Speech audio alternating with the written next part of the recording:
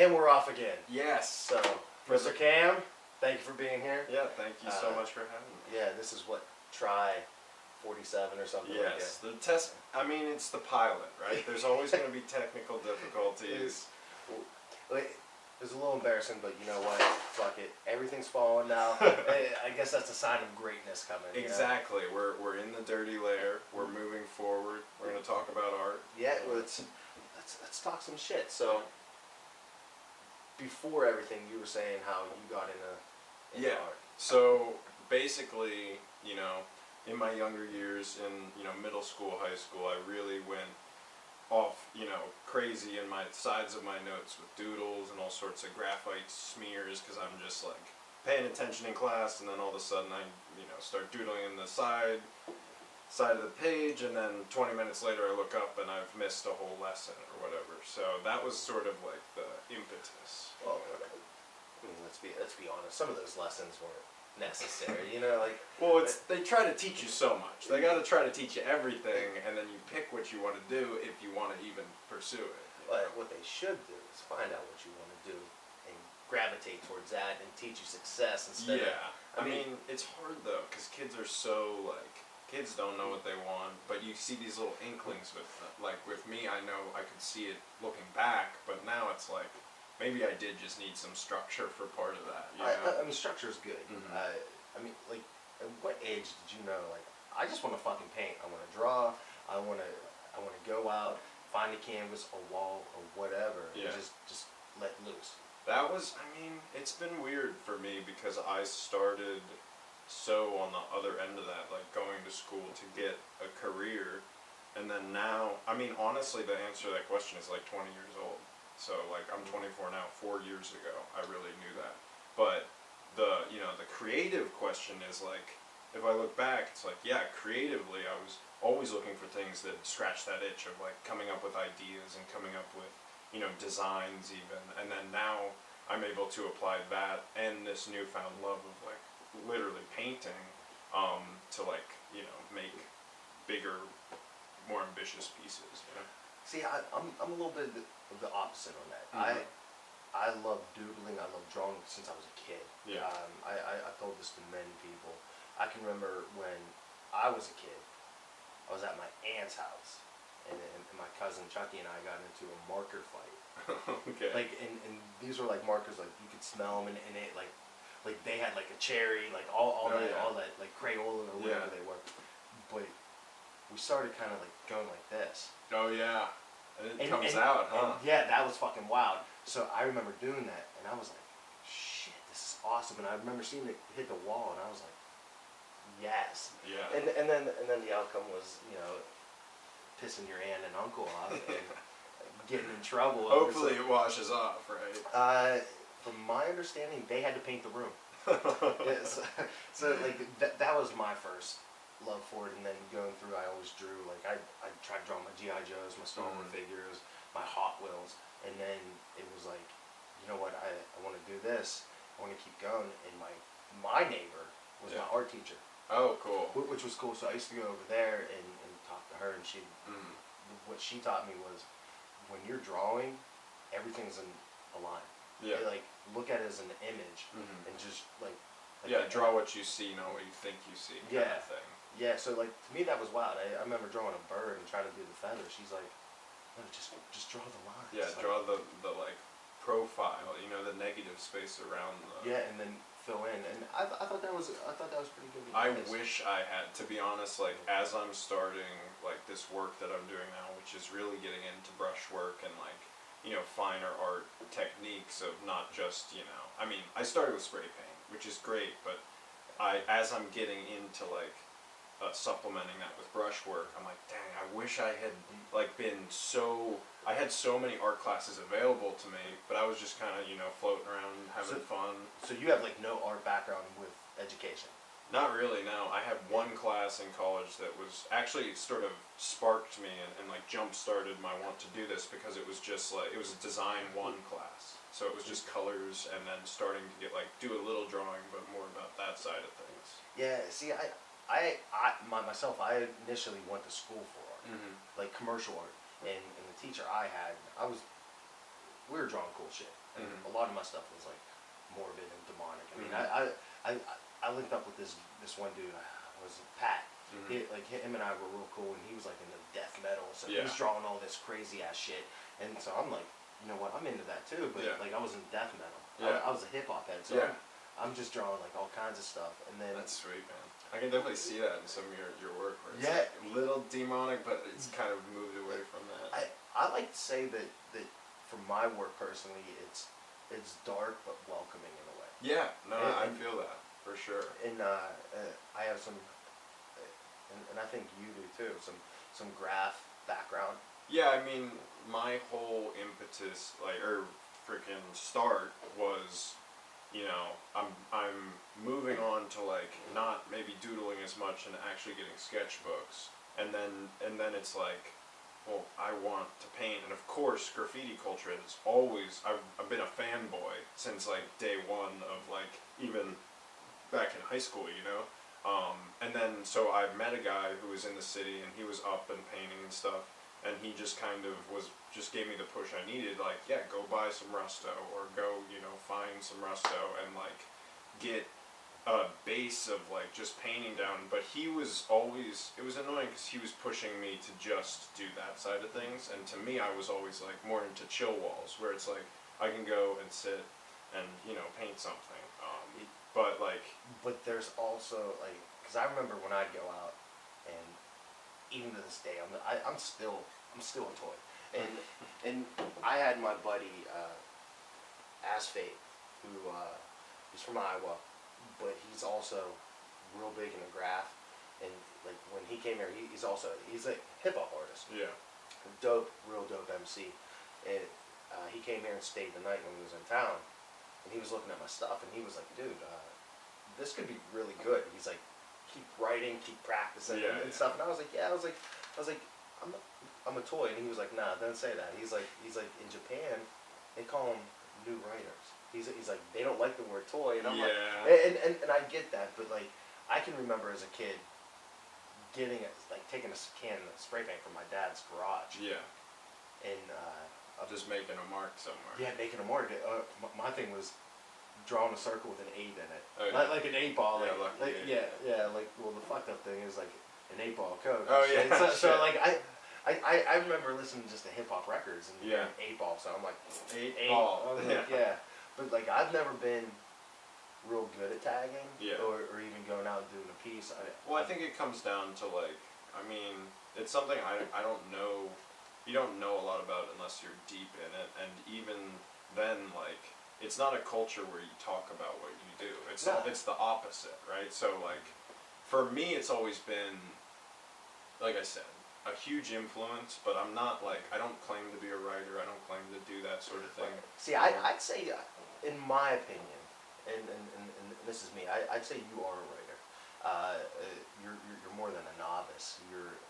I mean, from what I can tell, you go to legal walls that you can go paint on. Yeah. It looks like. Yeah, I mean, we're out in the middle of nowhere where no one's going to care. And I see what you do, and I'm like, dude, got some graph talent. Yeah, I mean, like I said, it's, my influence is like so directly derived from that I can't say that I'm not like, you know, interested in a part of it. But I also like, you know, I'm more interested in this. It's a new age. Like before, it was like, spray paint is bad, you're a vandal. And now it's just like, there's, you know, fine artists who used to be taggers and vice versa. Yeah, so. I mean, I don't know if you follow them. There's Risk, there's Scene, there's Cope. Look at Cost, ENX. Of course, like all of them, man. It's kind of wild how graffiti culture has gone through the art world as, I'd say, degenerate to fine art. You know, and I think it's always been a way of fine art, for the fact that I can remember seeing it. I'm like, oh my god, somebody did this with a can. And like when I was little, I used to think people go out there with brushes and paint this, but I mean, I was like, what, 8, 10 years old. I don't know what the fuck. There are some people out there, like, there's like the OGs, you know, I'm always trying to learn about like the really beginnings of graffiti culture, and I was lucky enough to go to Beyond the Streets in Brooklyn. Oh man, I was watching your Instagram stories and it was like a religious experience. I mean, you got to see work by the pioneers. Literally the greats. Yeah. And like some of them were like there, and also like. Who'd you meet? I didn't meet anyone specifically, but it was kind of like, I'm kind of that fanboy who when I see someone, I'm like, oh, it's so cool that guy's here. But I don't like go up and talk to him. But Timothy Curtis was there when I was there. I don't know if you know him. No, I don't. Yeah, I forget his name. But he's kind of moved into this very, you would like his style. You might even recognize his paintings. But he's kind of taken that, you know, line work is important but also not kind of thing, which I really like when, you know, like especially like causes, like he's got these weird paintings that are, you see forms in them, but the forms have, you know, they're above actual lines, you know. I love seeing the whole culture because like it's, for me, I'm a fan. I'm a fanboy of graffiti. Mm-hmm. I can't do it well. I mean, look at my studio. As you can tell, my hand style's horrible, but it's mine, and I love that. I just love the freedom that they go through, and I see that in your art. Like, to me, I'm like, oh my god, this dude's doing graffiti, and then he's putting like some, I don't want to call it pop art onto it, but it's like cartoony, and I mean that as a compliment. No, I mean I lean into it because like in the lists of influences, like I grew up in like the golden age of, you know, 90s cartoons. I had them, and then the new cartoons where it's, for me, it's always been directly related to like art in general. And I think your art represents your age, and that's not, that's again not rude. Like, it shows where you grew up at a time, and I see all these photos of the work that you've done, and I'm like, that is so fucking cool. Like these little, like you put these little characters amongst everything, and I'm like, to me it takes me back, and I'm a little older than you. Yeah. It takes me back to Saturday morning cartoons, and I fucking love that. Mm-hmm. Like, I think that's cool. I think when somebody creates something, and it makes you think of a memory, like, to me that's what you're doing for me is coming up with these cartoon characters or these little images of characters that make me think of Saturday morning where I was sitting down watching like it was like from 8 to like 11:30 or something like that. I'm watching cartoons, and like I enjoy that. There's so many artists that do that, and I think you're doing it very well, and it's something that needs to be, I think, pushed more. Yeah, I mean, I really appreciate you saying that. A lot of what I, you know, specifically with the I call them cartoon abstractions, where it's a larger form made up of a bunch of smaller little cartoon or even just symbols, like hence the symbolism name. Yeah.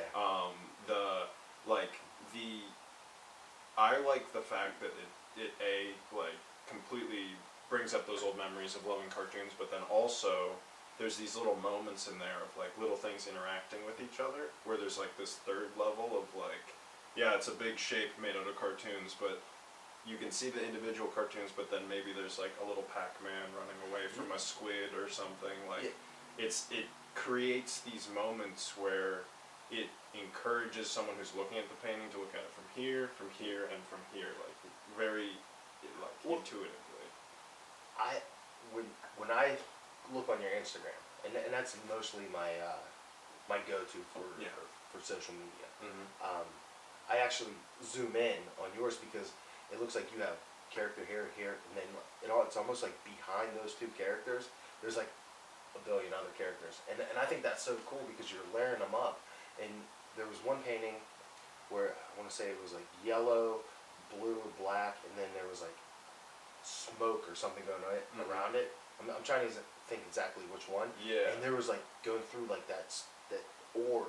There was like a ton of characters, and I'm like, that must have taken like a good amount of time just to put those into there because it was very strategic to me. Yeah, it's a madness, to be honest. Like when you like my process is pretty simple. Like I start generally with a bunch of spray paint, so I'll do the background, and then like I think you're referring to the planet that's like being exploded. Yes. That one's actually going to be in the show. I've only really teased it. Very excited about that painting. Okay, well, here, real quick, before you go any further, tell us about the show. Plug the show. Yeah, so, please plug the show. Symbolism is a show that's coming. It's going to be in Lawrenceville from February 1st to February 8th. There's going to be an opening party on the 1st. There will be a First Friday party on the 7th, and then a closing on the 8th, but gallery hours in between.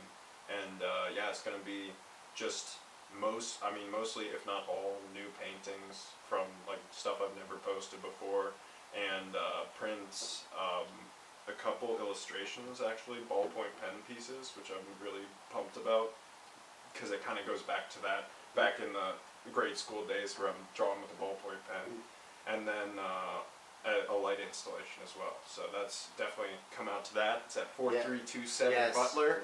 Please go. Please go.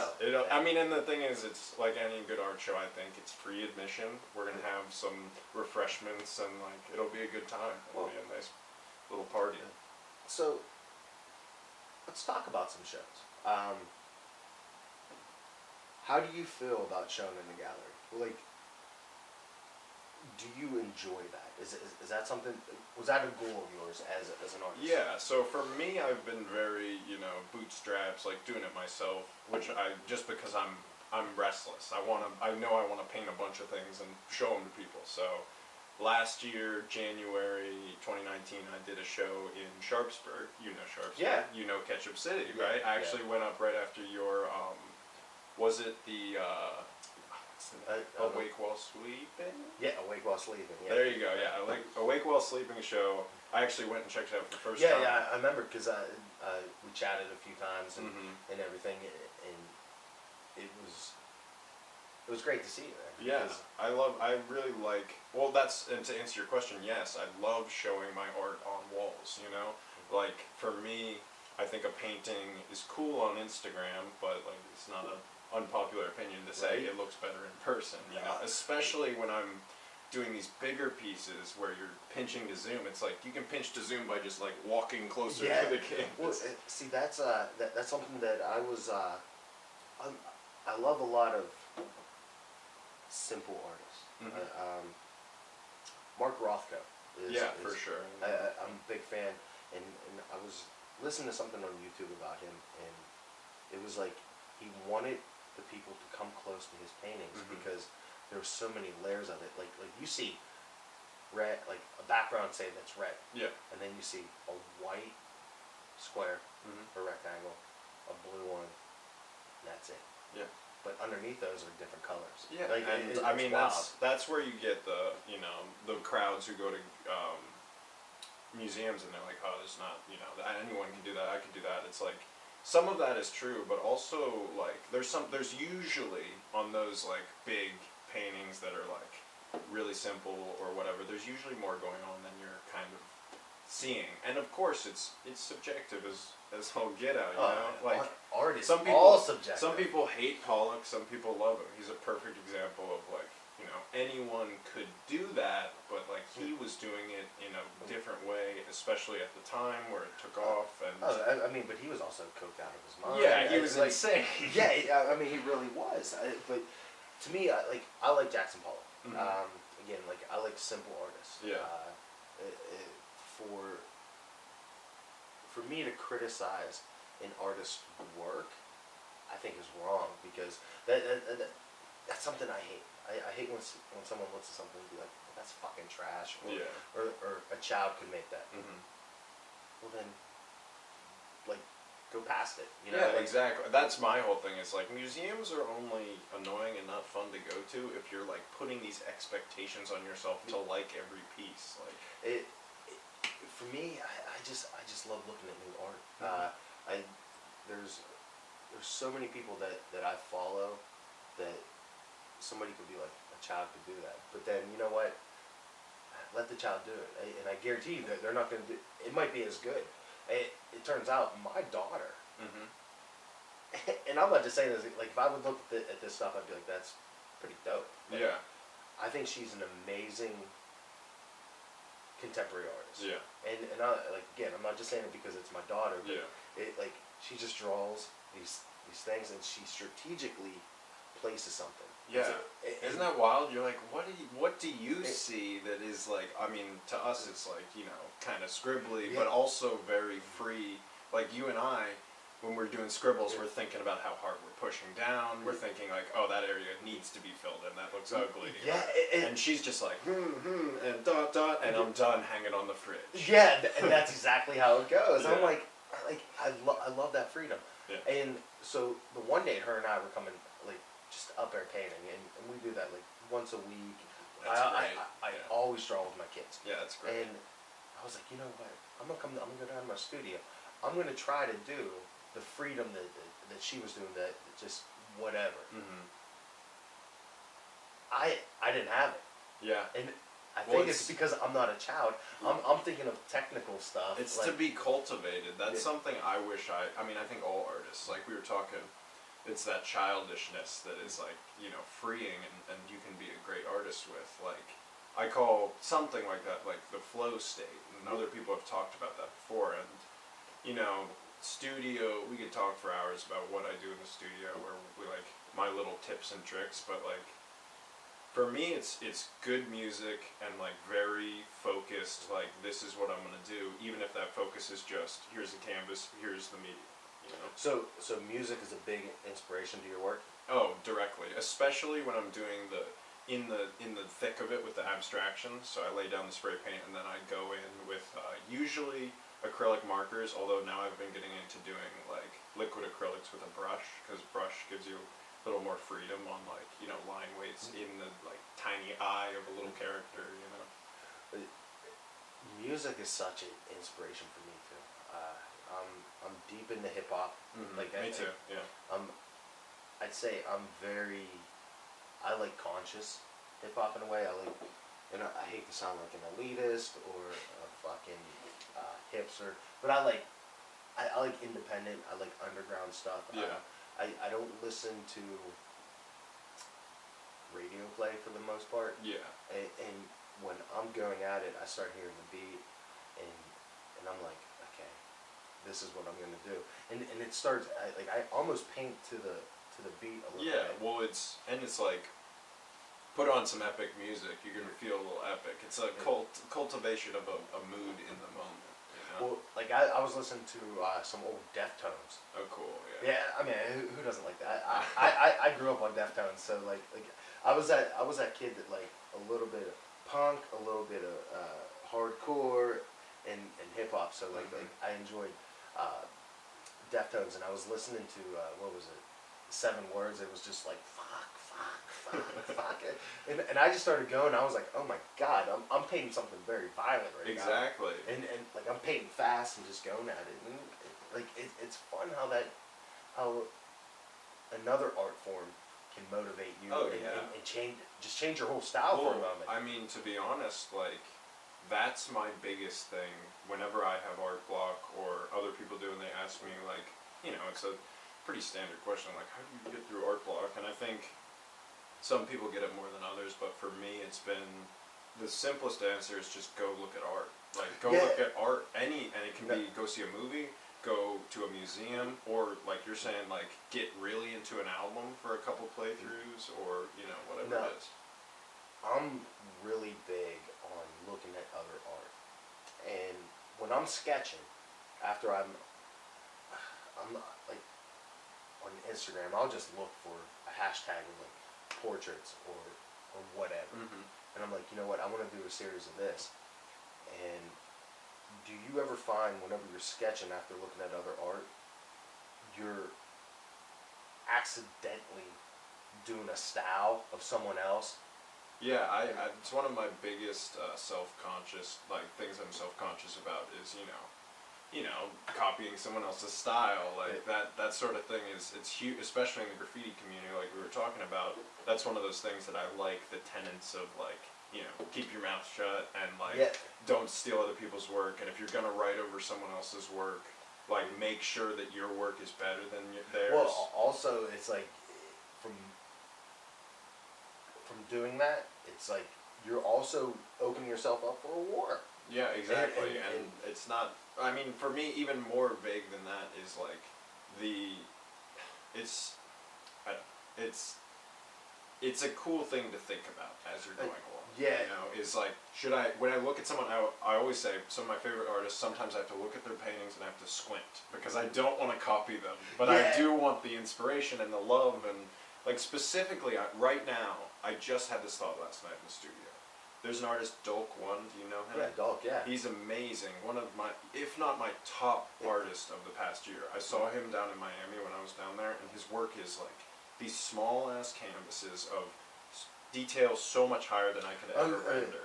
So I thought his stuff was like fucking huge. He has huge stuff. He does murals, like, for sure, but he also has these like acrylic, and I'm just like, it's not even that detailed. It's just beautiful brush strokes that imply feathers on this bird, and I'm like, what am I doing? And then last night in the studio, I'm painting this huge buffalo piece. It's also a landscape I showed you earlier, and I'm like, this is Dolk. Like, but as long as I'm open with myself about it and being like, this is inspired by him, I'm taking some liberties on my own. And now that you say that, I see inspiration from Dolk, but I'm not seeing copy. Yeah, well, and that's huge to me. That's why I keep that in my head. Yeah, you know? like, I've gotten blowback.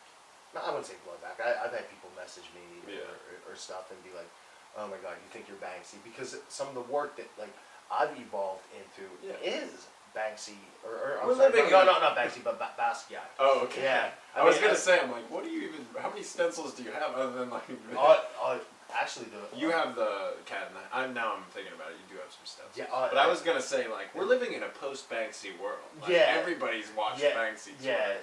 I did mean to say Basquiat. Basquiat. But I see that a lot. Yeah. But definitely, people have told me Banksy, but I think that as a compliment. Yeah. And I'll be. He's like the godfather of street art. Of street art, but I'll say this, and when I do a stencil, I think the layers that I do is the work that I've done in my stencil work is better than Banksy's. It's not, and it's because I have multiple layers. I'm not saying I'm a better artist than Banksy.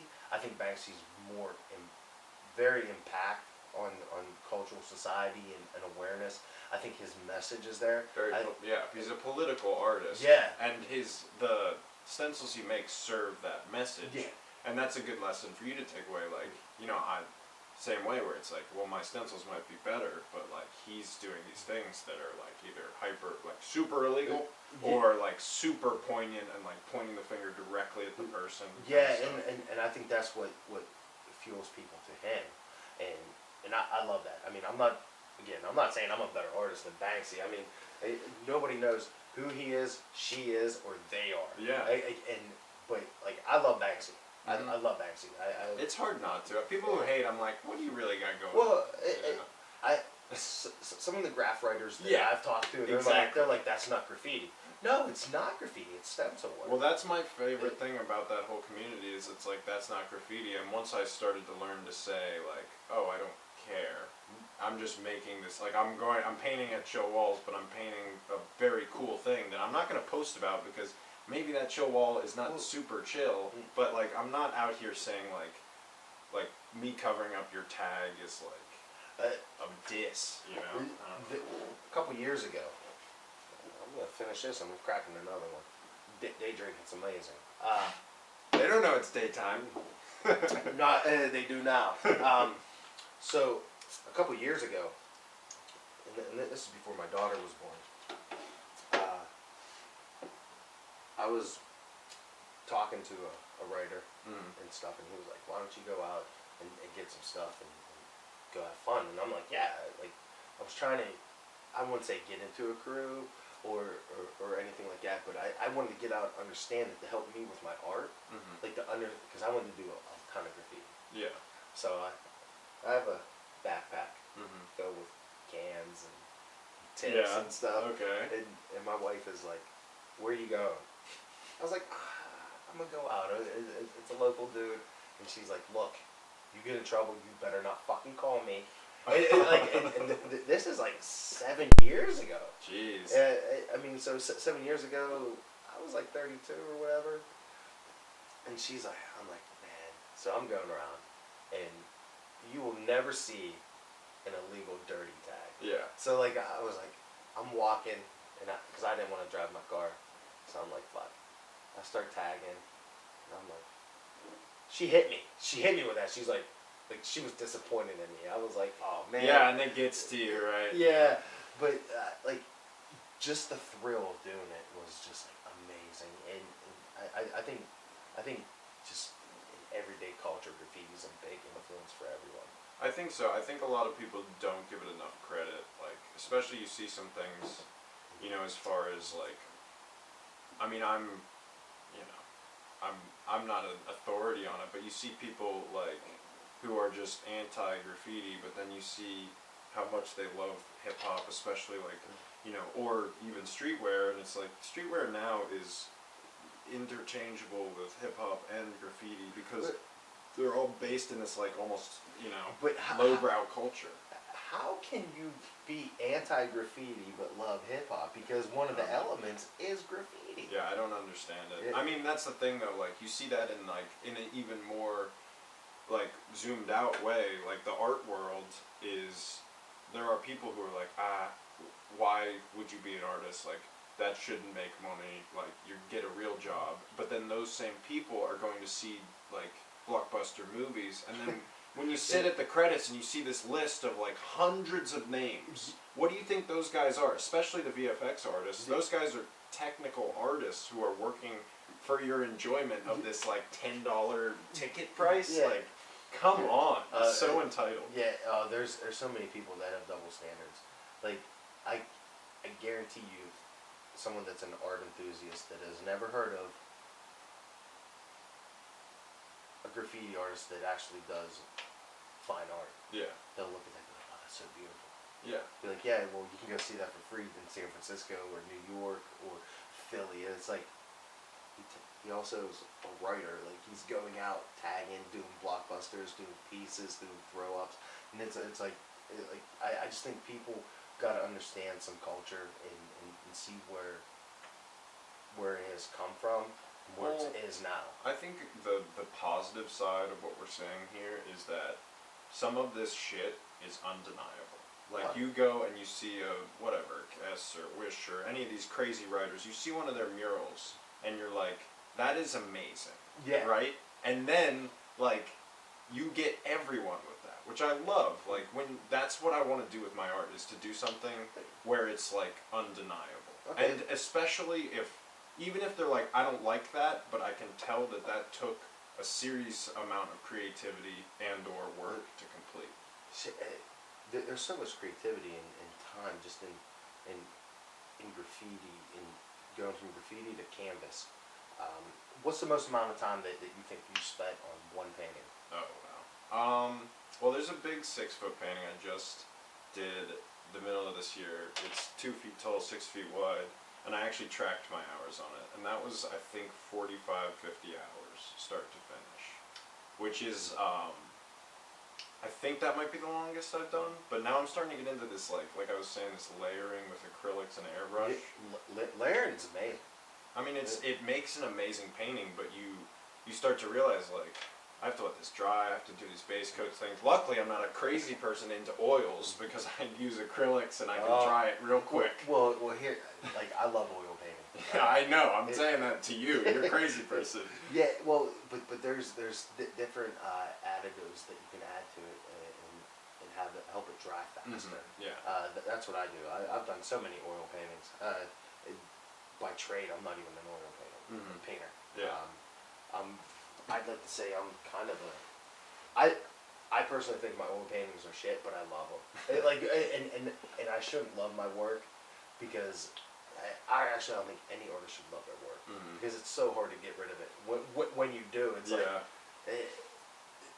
I don't know. I fall in love with them, and then there's ones that I hate, and it seems people love. And I'm like, why? Like, I did this out of fun, like, and I fucked up, and I silly idea or anything. I definitely, I struggle with that same thing, more on the side of like, when halfway through most of my paintings, I'm like, get this out of here. Yeah, like, and then you got this like hump to get over, And then sometimes I'll finish a painting and I'll like it, but then very quickly it just seems like it's in the way of the next painting, you know?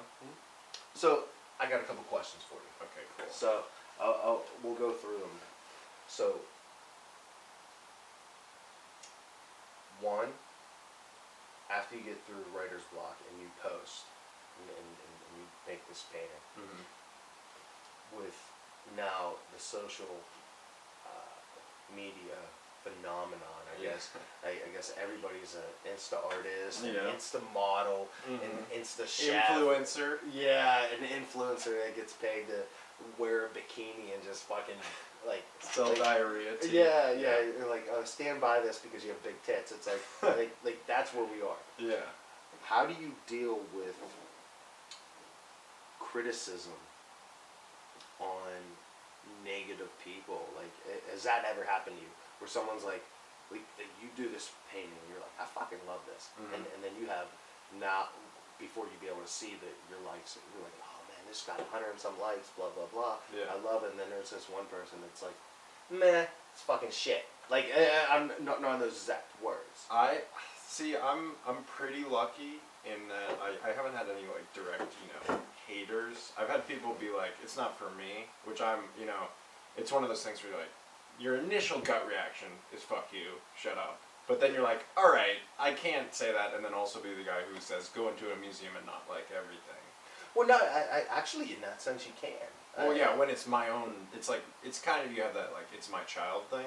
But what I would say is, like, luckily, a lot of the art that I make is very much, like, in this pop art lowbrow sense where it seems like the community around it is just excited to see more of it. And that's, for me, I want to do even more unique stuff. So like you've seen, I mean, people do similar things to what I do with the cartoon abstractions. I've seen it around.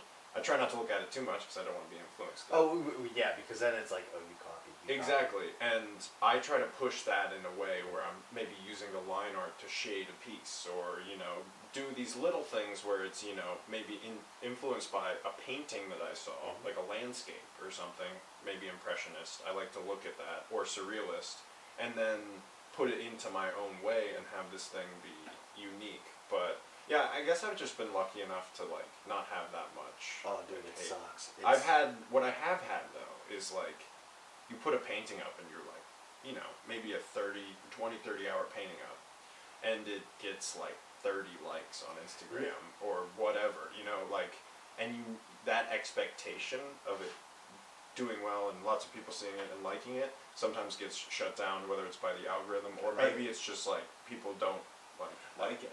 Well, the algorithm is killing everyone, and it really is, and it's a shame for people like you and I, who are working artists, who are emerging, who are new artists. Well, I get a lot of business from Instagram. I'd say 98% to 99% of my business is through Instagram. But then it's like, you get one comment on there that can totally change somebody's opinion of you as an artist, of that piece. I posted, I'm trying to think what piece I did, I forget. And this dude was like, you call this art? It's not that good. And wow, but I have a very obsessive thing to having the last word. Yeah. But also responding to anybody on my page to show that I'm active, that I'm not a bot, that I see, and I appreciate every comment, positive or negative.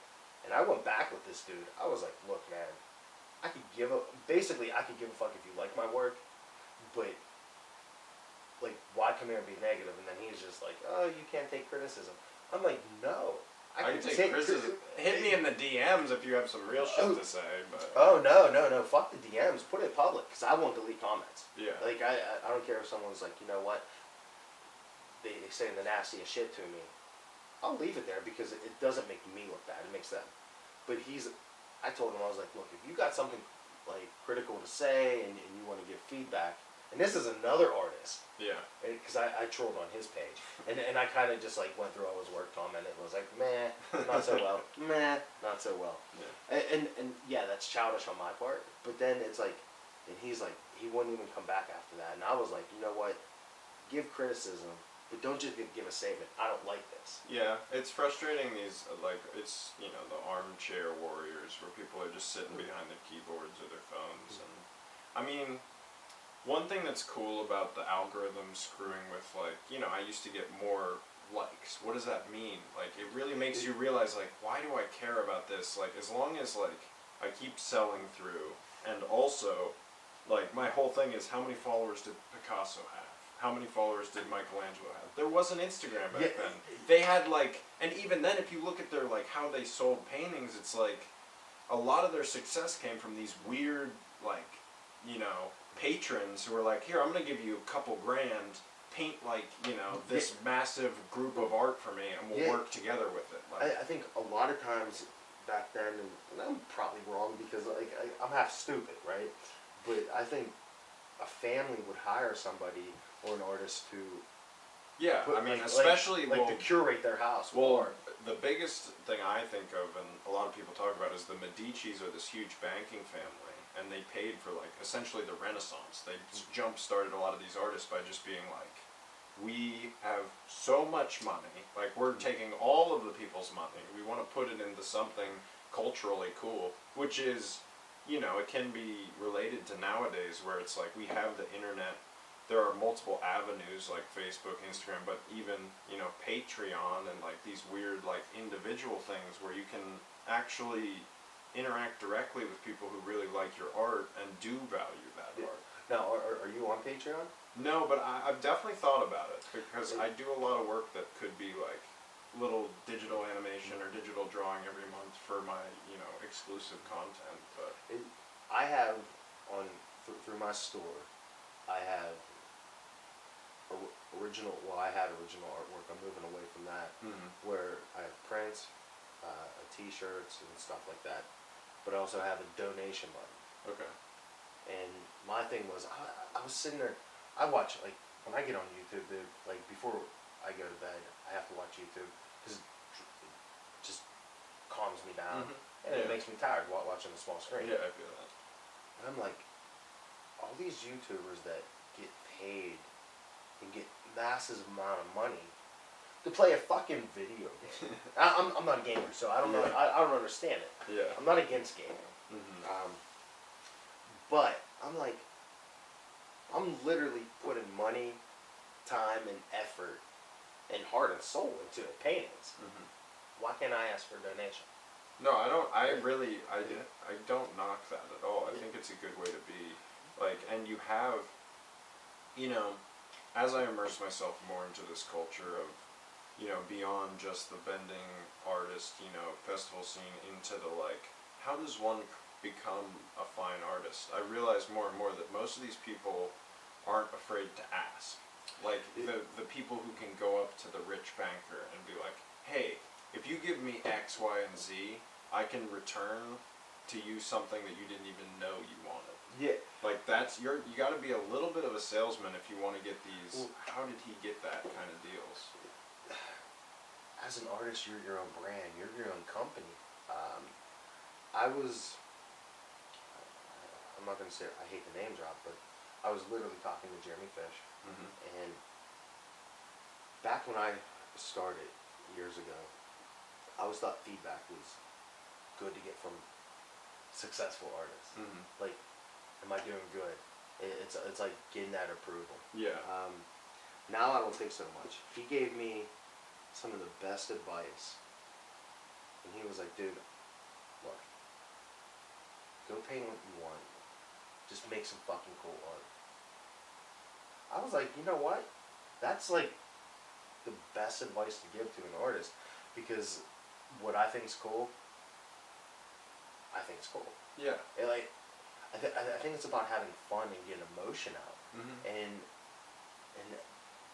that shows your brand. That shows who you are, and it's like, I think that's the best thing about it. You know what I mean? Yeah. And it's approval is so overrated. Is so, I think, stupid, and I'm glad they took the likes off of Instagram for the most part, because I know some people still see them. Yeah.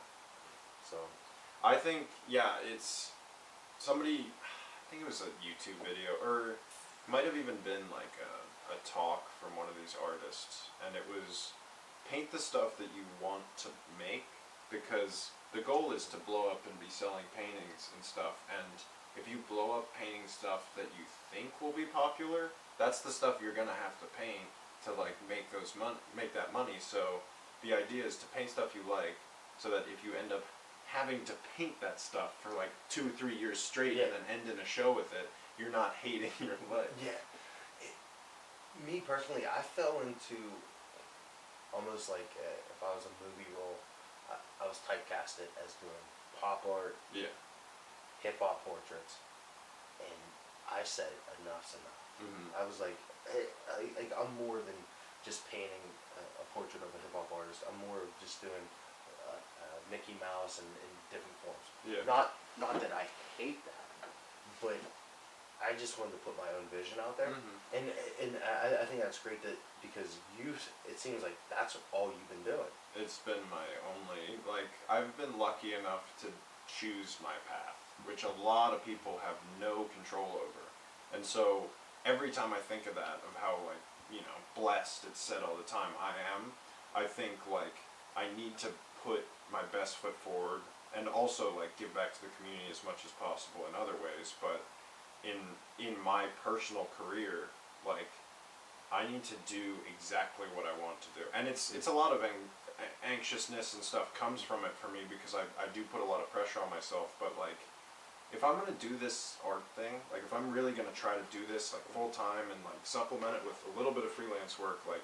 it has to be at like, you know, 60, 70 hours a week per month. Oh yeah. But I think more importantly, it should be on your terms. Yeah, well, and that's the benefit, the perks from it are, it's my terms, I set my schedule, but the downsides are, I set my schedule, and I'm a lazy bastard. Like, I'll sleep until 10 a.m., and then it's like, okay, you know, now I know that if I'm not in the studio till 6 tonight, then I've wasted 2-3 hours in the morning. And that does start to mess with you, but in good, like, existential ways, you know? So, how do you, I two-part question for you then. Like, how do you deal with success, but more importantly, how do you deal with failure? Being told, no, I don't like this, or from jobs or clients to galleries. Yeah, so success is, I usually downplay it and do not accept compliments very well. I think that's pretty standard. I think that's how most artists are, because, I mean... But I've been getting better about it. I've been growing a little bit of like, no, fuck you, this is a pretty good painting. Or not fuck you, I guess. You're right, I do like this, and I'm very, like, especially, I get some really nice commissions where people come up with a concept with me in mind, and they're like, you should make me this. They give me just enough freedom. That's a really good feeling of you know, a little bit of this, like, I've kind of created gold from these materials, you know? Like, that's really nice. And then failure, I'd say, like I said, most of my failure is just not, it's against myself. So it's like, you know, my expectation of my success is always higher than my success. And so that sort of failure is something that I try to deal with it in a self-aware way, where I recognize, yeah, you're not selling all the paintings you want to be selling, but like, that's not necessarily a bad thing. You're building here, like, every artist is constantly progressing, so even if it takes like progression and growth, like, these paintings aren't going anywhere, and also, like, it's motivation. Oh, yeah, the failure is motivation. Yeah, I agree with that. Like, I've been turned down so much, and especially in the early days when I was getting into this and doing a lot more. I was literally saving every response that was negative. Or I don't know if that's healthy. No, definitely wasn't healthy at all. Fuck no.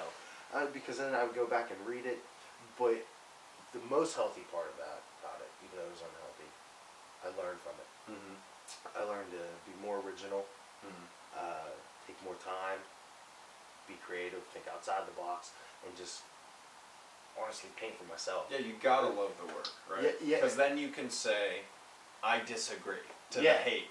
And if you actually agree with them in some way, that's where it crushes. You know? Yeah, I mean, I think everybody has an instance where they're like, yeah, I should have. I feel like I have that every day, but Yeah. I'm trying to downplay it. Yeah, man, I wake up and I when I'm in my studio, I'm like, I got all these fucking paintings, right? Why haven't they sucked? Yeah. And it's because I haven't found the right person. It's not because they suck. Yeah. I mean, some of them probably do, but at the same time, I haven't found the right person. And I think that's the best thing about the internet is being able to find that right person. And also our access to materials. Like, it's not like we have one painting to work with or one paint color. Like, we are lucky enough to be, like, you know, it's not crazy expensive to get a canvas and a couple cans of paint. And, like, the world is your oyster, man. You are we so much in these modern days, and you can apply this to anything, like, you are the weakest link. Like, you will be, like, technology is ahead of us now. Yeah. Dude, technology is crazy, and it can help an artist.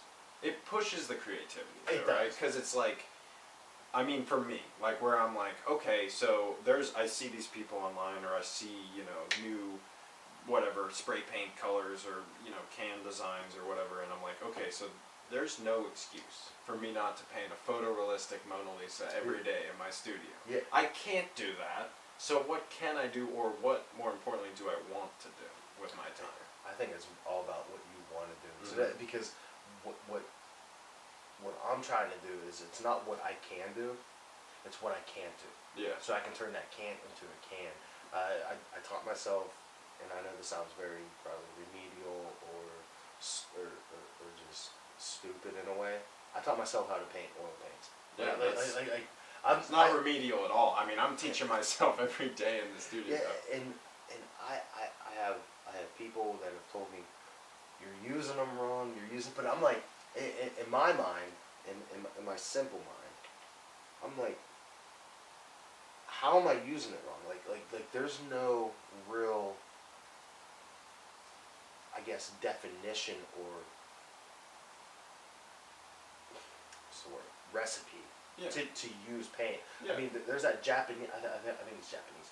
He's that older gentleman that puts on fucking boxing gloves. Yeah. Dips them in paint and just beats the fuck out of the canvas. Like he's an MMA painter, I guess. I don't know.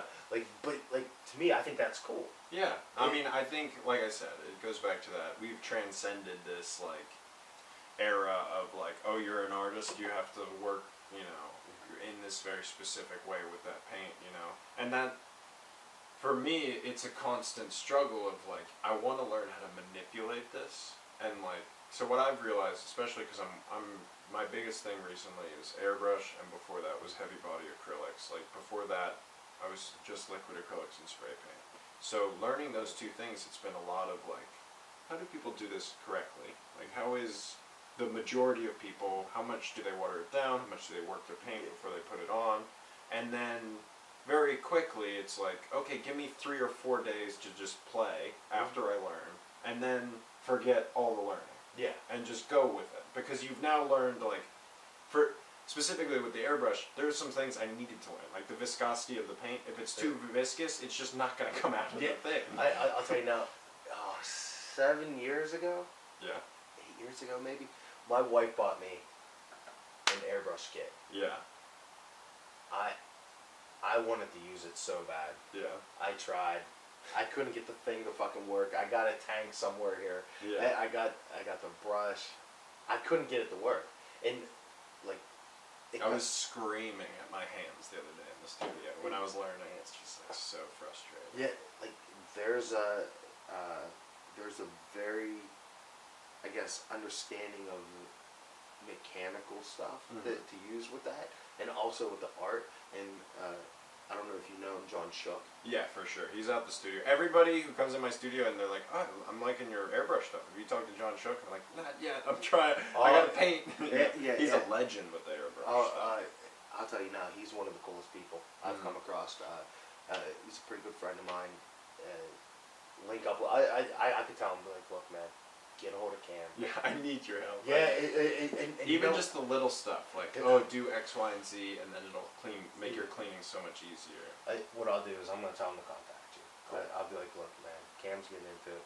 Help him out. He's cool as fuck. Yeah. I think we've talked before about maybe me doing one of his little sculpture guys, like paint ups or something else. But like, yeah, I'm a fan of his as well. Now, so within our area of Pittsburgh, do you find it hard to sell art? Yeah, Locally. I would say it's a lot of like finding people who should want art and then convincing them that they want art, because a lot of people, I don't know, it's a hard thing because I have most of my big paintings have sold to people who found me through Instagram. Yeah. But at the same time, I have a bunch of really supportive friends in the city who I believe actually believe in my art, and so they've supported me in smaller senses and bigger, depending on like commissions and stuff. But yes, I would say short answer yes. Oh man, I find it very hard. Mm-hmm. I find it very hard to sell in this city. We are a blue collar city. Yeah. We're not an art city. We're a sports city. Yeah. And I'm not saying this like it's not bad. Mm-hmm. It's to me it's where we live, and it seems like if you're not doing something that is Steeler or sports related, it's not going to sell locally. Yeah, and I think that I agree with what you're saying. But with that comes, okay, well, why do I need to sell to just people in Pittsburgh? That's my initial thought. Is like I have, I'm from Boston, so I have friends and contacts there, and I have friends who are now moving all over the country, and I'm like, this is a whole like. If I could sell one painting to every city in the U.S., I would be rich as all get out, you know? So if you can put those lines out there into the ethos. But also I would say Pittsburgh is seeming to change with these weird, like, tech hubs coming in and, like, parts of it popping off. In my time, it's weird, because I've only been here for 6 years. So I see this sort of microcosm, whereas you probably see the struggles you went through 10, 15 years ago. And I'm lucky, I'm at Redfish Bowl Studios, so that's a cool little microcosm in itself, like a little mini community of people who do care about art, or at least want to go to fun parties on the weekend. Yeah, see, my problem is people like the art, but they don't want to pay the prices. Yeah. And honestly, sometimes, I overprice something sometimes. I don't do it intentionally. I just look at it, I'm like, all right, that's $500. Yeah. I mean, I've sold a ton of paintings at all different prices. Mm-hmm. But anytime I sell something that is, in my mind, significant, I'm sending out to Minnesota, I'm sending out to California, Wyoming, or wherever, like Michigan, Ohio, like it's going like Midwest, West. Yeah. I mean, I don't know what that is, but I definitely have seen that too, like where it's something that I think is partially who looks at your work. I mean, obviously, but then at the same time, it is your work, and how much do you believe in it? Where, like, I see a lot of people around me start to discount themselves and be like, all right, I'm gonna do this, I'm gonna lower my prices, slash prices, try to sell a painting, and it's like, if you really believe in your work, don't do that too much, because in reality, your work will survive through those times. See, I'll run sales. I do that. I'm not saying like no. Sales are bad. I'm saying the people who like continuously are like just lowering their value. Like, don't lower your value. You can do a like house cleaning or whatever, but see that's kind of like what I do. If I have a painting sit so long, I'm like, I gotta get rid of it. I gotta get rid of it, and I do a sale. Mm-hmm. And then the sale will run, a couple pieces will go, and then all of a sudden, bam, people are buying, paying full price, and I'm like, all right, cool, I'm happy with that. That's something that's interesting, the sold, where you like something sold and then other people, that makes them want to buy stuff. It's surprising. How did it feel whenever you sold your very first painting? You know, it's a weird thing because I started painting small, but then I have a distinct memory of a time where a friend of a friend came over the house. He's super into my work. He was always nice to me, but you know, a lot of people are like fans, like you're saying. A lot of people like the work but don't buy it. And then he was like, "Yeah, how much for this, this, and this one?" And I was like, you know, kind of floored because I was like, this is something I wanted to sell, but I knew what I wanted to sell them for, but then I kind of slowly rattled them off, and he was like, "Yeah, I'll take those too." And I was like, "Oh man, people actually want to put this stuff in their house." Yeah, oh dude, it's so orgasmic. Oh yeah, it's just like a wave, and then you're just like, again, it's like I created, you know, a 2D image or even a woodcut, like a semi 3D image of, and that with materials and you know just the creative juices became something that somebody will not only valued enough to purchase, but will be valued in their home moving forward. Yeah. I'm a huge proponent of people having wall art, even if it's from Target. And Oh, that's yeah, a huge thing yeah, that people get pissed at. Because they're like, Target art, why would you buy that? It's like, your house needs something on the walls. Yeah, it does. It does. And what I love is it becomes part of the family. Mm-hmm. Like, and I've had people tell me, "Oh, I just moved into a new house. Here's your painting," and I'm like, "Oh shit, that was from like, say 2007, 8, 9," and I'm like, "Fuck." Yeah. Like It's so cool. Like man. yeah, for me, like every time somebody purchases anything off me, I'm like, you know what? Thank you. I will send them a message. I'm like, hey, thank you. This means a lot. I recently had a guy spend a significant amount of money on my store. He bought a couple paintings for his house and a print. That's awesome. And then he fucking hit me with a donation. That's so great. I was and I messaged him. I was like, dude, you just bought all this stuff. You didn't have to do the donation. He was like, dude, I love your work. And now he's considering a few other pieces. That's amazing. Yeah. And that's great to see, like, yeah, it's nice to have people, and it sounds kind of shitty to say, but, like, the best support comes when somebody, like, puts up their money and they're like, listen, not only do I love this, but I figure that it's worth investing in, and it's going to bring me joy on a daily basis. Yeah, like, if it makes you feel something, especially with art paintings, I'm a firm believer. Buy it. Yeah. Have it for your house. And it's funny, when you start an art career, you all of a sudden start becoming an art collector, and I'm like, I don't have any freaking money. I'm buying all this shit from local and non-local artists. Oh, dude, I got some. I have a couple pieces from Jeremy Fish. Oh, cool. Yeah, I'll show you later. I got a piece from Cost, Atomic. Like I have some stuff. Hell yeah.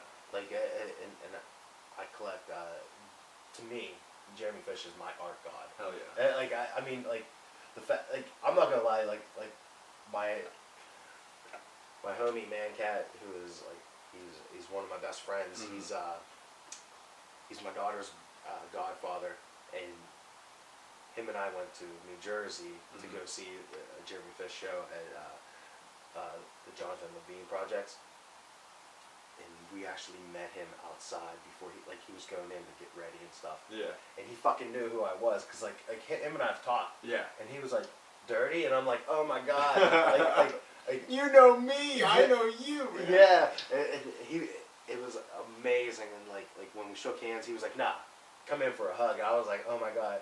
That's so cool. Yeah. My dude Mancat was like, dude, you look like you're about to cry. Talk about the positive sides of the internet, though. Yeah, doesn't that make all the bullshit worth it? Where you're like able to connect with someone. Yeah, but you know what? And I'm not just saying this for him, because there's other artists that I've talked to that are, in my mind, very successful, that are just dope as hell. Mm-hmm. They're a cool person.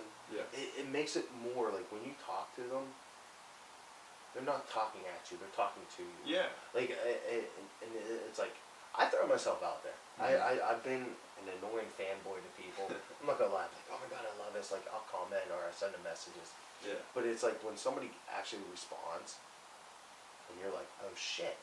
And to me, they're a celebrity. They're someone famous. Like they make a shit ton of money and they do something cool that they love, and they take time just to respond to me. And I'm like, oh fuck. Like every time I have people respond to me, and I had somebody, and this isn't about me or anything, or trying to promote like be big-headed, but for some reason I get a response from some celebrities when I just chat them. I don't know how it is. Yeah. Because like I don't even know who the IG handle was at this point.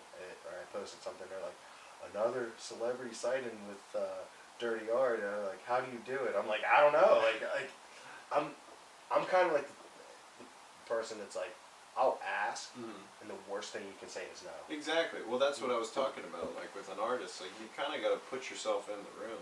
Like some of the best things I've gotten done were just like, you gotta freaking apply. Yeah. And then email right after you apply to something to the director of it is gonna go a super long way, because you know, art is subjective, but if they know you're a cool person to represent their brand or event or, you know, gallery space, like, and I'm so bad about it. Yeah. But I do, every time I've done it, it has felt good and usually ended well. Yeah. Well, last year, I was on the phone with with one of the leading design directors in design for one of the big shoe companies. Okay. Cool. I was literally on the phone with him. All right. And we're talking, and I thought my shoe some of my art would look really dope on a specific brand shoe. Yeah, for sure. And she's talking to me. She's like, send me over some images, and like I got everything. Like we talked. She was real nice. Yeah. It was maybe a 7-8 minute conversation. She's busy, you know. Yeah. And I never heard back from her. Mm-hmm. And I was like, ah. I was like, hey, thank you for your time today. I know you're busy. And then I was just like, oh. Like I was like this close to something really fucking big. And I'm like, it went away. I mean, that's a lot of it, though. That's that's the worst thing that could happen, is it just doesn't go anywhere. Yeah. And it's like, any artist could blow up. It's kind of an unpopular opinion, but it is true. Like, if you have the right something, you're right for some brand out there. Oh, absolutely. And I've seen artists blow up painting direct images of other people's art, and I'm not slamming that, and because I've done it. I'm not gonna. I'd be a hypocrite if I'd slam it, but I want to see more original, and that takes me back to your art. I think it's very original. Thank you for that. It's very inspired by. And again, I say it's not an insult, by to me Saturday morning cartoons. Yeah, man. And I fucking love that. Like, cause I still watch cartoons. Yeah, me too. I mean, cartoons are a big part of everyone's childhood, but I think the detail in the work that you do is just fucking amazing. And I love it. Yeah, I'm definitely a fan. Definitely a fan. So, where do you want this to go? Where do you want to take this? I don't know, man. Right now it's a lot of building. Like, for me, I want to be a great painter. Like, I want to really be good at painting images and doing it my way, but also doing it in a way, like I said earlier, that's undeniable. Like, this is, a painting that is good looking. I might not like it, but I can't deny it. But as far as where I want it to go, I've done a couple things, like, I did a charity auction in Detroit, and I sold a painting for more than I'd ever sold it for, and it all went to charity. And that was like an immediate wave of gratitude. Oh my God, yeah. And just like, wow, that Midas touch of I created gold, and then that gold went to someone much more needy than myself. I talk about this, like, I have I'm very blessed. I have a lot of, like, a head start on this stuff, and to be able to give back. And then the other thing was, a couple months ago, I got to live paint a decommissioned Uber car. I saw that. I wanted to bring that up too. And so that was like the perfect kind of culmination of like this cartoon abstraction. I had, I didn't come up with it, but I started doing it so organically. Like, I started just doing a bunch of cartoons, and then I started, oh, they look cool when they're in a shape. Oh, they look cool when they're very specifically shaped, and colors are great. And then now it got to the point where, again, reached out to Uber like a couple times, or reached out to the event coordination company a couple times, made sure they knew I was available, and then eventually they were like, we actually do have something for you. And then it was so simple because I could just be like, you know, here's where it's going to be on the car, and it's going to be cartoons, and I'm not going to put any like porn or guns or anything in it. And they were just like, yeah, fine, we like your work. And that feeling of like, oh man, so I could do that on, you know, the headquarters of some corporate office or something, and just be like, listen, I'm going to do my thing. It can be your colors or it can be different, and kind of, you know, the goal is to just keep growing while the execution and the like pieces become better and better. Yeah. I remember seeing that car, I was like, how the fuck did he do this? And I don't mean that rudely. I'm like, this is a dope, like, just experience and opportunity for you, and it turned out great. Yeah, and it was a lot of that. You know, a lot of people were coming up. My art friends were like, how did you get this? And for me, it was just like, listen, man, I don't even know. I just emailed, and then it was, I kind of like fell into it, but I was saying exactly the right things. I don't really have any interest in vending at this event, which I had friends who were vending, and that's great. I think Wicked PGH put it on, and they're a great company for like doing installations mixed with artists. Yeah, and I think that they also do stuff with it all, like percentage goes to a cause. Yeah, they're really good about that, and it's a great organization. But for me, I knew I was going to have a busy month, and I knew I wanted. I mean, this is something I want to do. I want to be a live performer in art. Like, live painting is cool, but when live painting is... I went to Firefly Festival about 4 years ago, and there was someone who had a huge white, you know, plywood wall, and throughout the 3-day, you know, festival, he painted a massive mural. And I was like, that, right there. That's like, I want to be a featured artist on a grand scale. And so, like, being able to do that Uber thing where I'm like, oh, this is going to be... Like, people are seeing this, and it's cool, because it grows and finishes at the end of the thing. You're so young right now, man. You gotta go down to Wynwood. I went this year. Did you paint? I didn't paint. This was my tourist year, but next year I'm really gonna aggressively put myself out there. There's I don't even know how to go about getting walls to paint on. Like, I've looked into it. I've shown it at Art Basel. Oh, cool. Twice, 2015 and 2017. Yeah. I had small spaces. I wasn't there in person. Oh yeah. But I had somebody representing me. That's sweet. Curator. Yeah. Which was nice. I would love to go, but it's like it's a shitload of money just for It's far, man. Miami's far from here. The only reason I went this year was because my grandma used to live in Daytona Beach, and she left the house to my father, so we have like this awesome house in Daytona. Oh, fuck so yeah. we were like, Thanksgiving, let's do it down there. And then I was like, wait a second, Thanksgiving is a week before. Extended my flight. It was only that much extra money just to like put off the flight. Drove down to Basel for like 48 hours and just did as much as I did. The Wynwood